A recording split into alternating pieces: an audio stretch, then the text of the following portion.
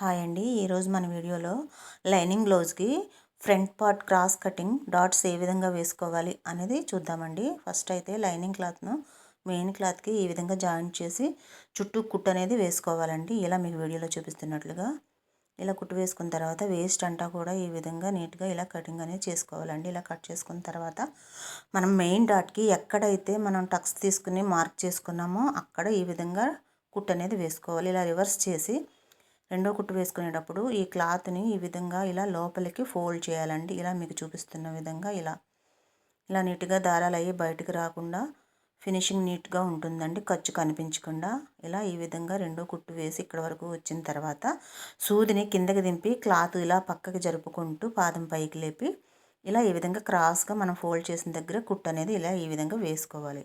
చూసారు కదా, ఖర్చు కనిపించకుండా నీట్గా ఎలా వచ్చిందో ఫినిషింగు.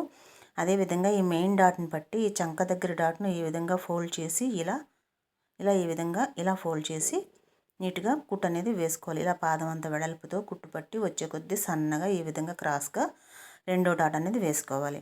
ఇప్పుడు మూడో డాట్ ఉక్సులు పట్టి సైడ్ ఈ రెండు డాట్లని ఈ విధంగా ఇలా మధ్యలో ఫోల్డ్ చేసుకుని ఈ మధ్యలోంచి ఈ విధంగా మూడో డాట్ అనేది వేసుకోవాలి. ఇలా నీట్గా మూడు డాట్లు వేసుకోవాలి. చూసారు కదండి, ఇలా మనం గోరుతో ఇలా ఈ చంక దగ్గర డాట్ని ఇలా రఫ్ చేసుకుంటే షేప్ అనేది ఇంకా నీట్గా వస్తుందండి.